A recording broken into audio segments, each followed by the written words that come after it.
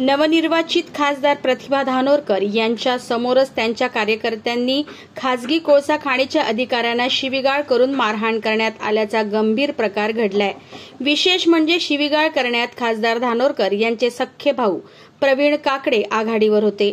निवडून येताच खासदाराच्या भावाने हा पराक्रम केल्याने राजकीय वर्तुळात उलटसुलट चर्चा सुरू झाल्या। या घटनेचा व्हिडिओ आता समोर आल्याने खासदार धानोरकर यांच्या प्रतिमेला धक्का पोहोचला। चंद्रपूर जिल्ह्यातील भद्रावती तालुक्यात कर्नाटक एमटा कोळसा खाण आहे। ही खाण कर्नाटक सरकारची आहे। या खाणीतील कोळसा वाहतुकीमुळे पिकांना मोठा फटका बसू लागला आहे। सोबतच प्रकल्पग्रस्तांचे प्रश्न आहेत।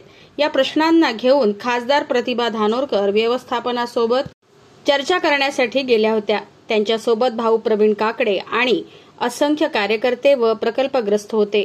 अधिकाऱ्यांशी चर्चा सुरू असतानाच प्रवीण काकडे यांनी अधिकाऱ्याला विचारपूस करता करता शिवीगाळ केली आणि त्याच वेळी एका व्यक्तीने त्या अधिकाऱ्यांना थापड लावली। यानंतर एक गोंधळ उडाला। अधिकाऱ्यांना सर्वांनी शिवीगाळ करणे सुरू केले। उपस्थित पोलिसांनी परिस्थिती आटोक्यात आणण्याचा प्रयत्न केला, त्याला फार यश आले नाही। अधिकाऱ्यांना कसेबसे बाहेर काढण्यात आले। अधिकाऱ्यांशी चर्चा करण्याची मागणी ठेवण्याची एक पद्धत असते, शिष्टाचार असतो, पण यावेळी तो पाळण्यात आला नाही। खुद्द खासदारांच्या सख्ख्या भावाने शिवीगाळ करायला सुरुवात केल्याने निकाल लागताच मुजोरी आल्याची चर्चा रंगू लागली आहे।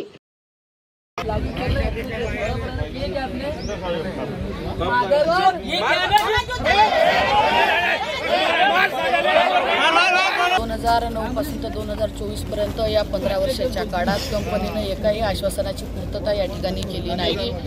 आमच्या काही प्रमुख मागण्या होत्या की निस्तार हक्काची जागा जी फॉरेस्टने वरती केली होती त्या जागेवरती अवैध उत्खनन कंपनी करत आहे।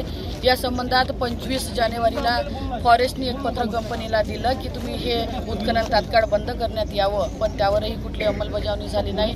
याच्यानंतर आम्ही 25 नोव्हेंबरला जवळपास 6 महिन्याआधी या ठिकाणी एक मोर्चा आणि आंदोलन केलं होतं। हे करताना तेव्हाच आम्ही सांगितलं 2 महिन्याचा अल्टिमेटम आम्ही कंपनीला दिला होता। 2 महिन्यात आमच्या मागण्या जर पूर्ण केल्या नाही तर आम्ही स्वस्थ बसणार नाही। पण नंतर निवडणुकीची रणधुमाळी सुरू झाली, आचारसंहिता होती, त्याच्यामुळे आम्ही या ठिकाणी आंदोलन करू शकलो नाही। पण आता 6 महिने पूर्ण झाल्यानंतर ज्या शेतकऱ्यांच्या समस्या आहे, आपण बघितलं असेल की बरांज मोकासा आणि चेकबरांज या दोन्ही गावाच्या पुनर्वसनाचा विषय आहे। तेथील शेतकऱ्यांना घराचा असतील त्यांच्या गेलेल्या जमिनीचा योग्य मोबदला मिळाला नाही अजूनपर्यंत। CSR मध्ये येणाऱ्या गावात कंपनीकडून कुठलंही काम अजूनपर्यंत झालं नाही। असे अनेक विषय आहेत। तरी ज्या शेतकऱ्यांना नोकरी करायची नसेल त्यांना हे एकरी 5 लाख रुपये अनुदान कंपनीनं द्यावं, ही देखील आमची प्रमुख मागणी आहे। आणि अशा साधारणतः 16 मागण्या घेऊन आम्ही आजचं हे आंदोलन केलं। जोपर्यंत आमच्या मागण्या या पूर्ण होणार नाही, आम्ही बरेच आंदोलनं मोर्चे या कंपनीवरती केले, पण त्याची दखल या कंपनीकडून झाली नाही आणि कुठली आश्वासन पूर्ण झाले नाही। पण आता आमचा हा शेवटचा आक्रमक असा पवित्रा आहे, जोपर्यंत पूर्ण सोड्याच्या सोडा मागण्या मार्गी लागणार नाही तोपर्यंत कंपनीचं काम आम्ही चालू देणार नाही।